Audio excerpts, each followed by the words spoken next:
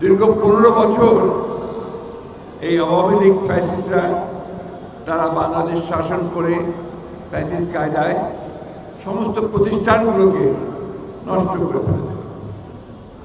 এই ক্রীড়াঙ্গন তার একটা বড় উদাহরণ, এবং এই ক্রীড়াঙ্গনকে কোনোদিন পূর্বে কখনোই দলীয়করণ করা হয়নি। তারা এটাকে দলীয়করণ করেছে, যার ফলে আমরা পত্র পত্রিকায় দেখেছি যে সমস্ত মেধাবী ভালো ট্যালেন্টেড যে সমস্ত খেলোয়াড়রা ছিল তারা কখনো সেই সুযোগ পায়নি। আজকে আমি এখানে রাজনীতির কথা বলবো না।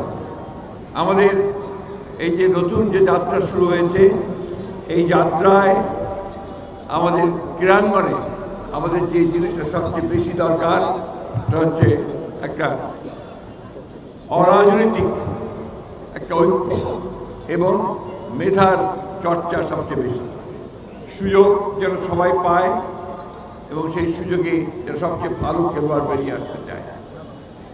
আমাদের এই দেশের তরুণ যুবকেরা মানুষেরা ক্রিকেটের খুব ভক্ত হয়েছে ইদানিংকালে, কিন্তু একটা সময় ছিল যখন ফুটবল ছিল সবচেয়ে বেশি এখানে একটা জনগণের প্রিয় খেলা।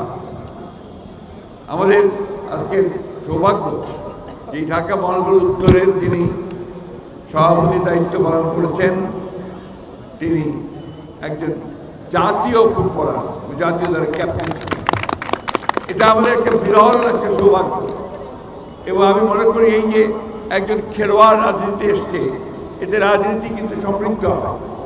কারণ খেলোয়াড়দের যারা খেলাধুলার সঙ্গে জড়িত থাকে তাদের মনটা অনেক উদার হয়, এবং তারা সমাজের বা যে সমস্ত আপনার কাজগুলো আছে যেমন মাদক বা অন্যান্য বিষয়গুলো আছে যা গ্রহণযোগ্য নয়, সেগুলো থেকে কিন্তু বেরিয়ে আসতে তারা সাহায্য করেন।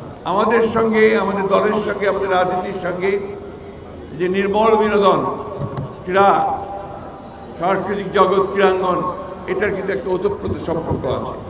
কালচারাল যে ডেভেলপমেন্ট সেটা আমাদেরকে করতে হবে। তাই আমি আজকে এখানে আমাদের এই আয়োজনকে স্বাগত জানাচ্ছি, উদ্যোগ জানাচ্ছি, এবং আজকে এই টুর্নামেন্ট যেন আপনার সফল হয়, আমরা সবাই যেন সহযোগিতা করতে পারি, সেই ব্যাপারে আমি সবাইকে আহ্বান জানাবো।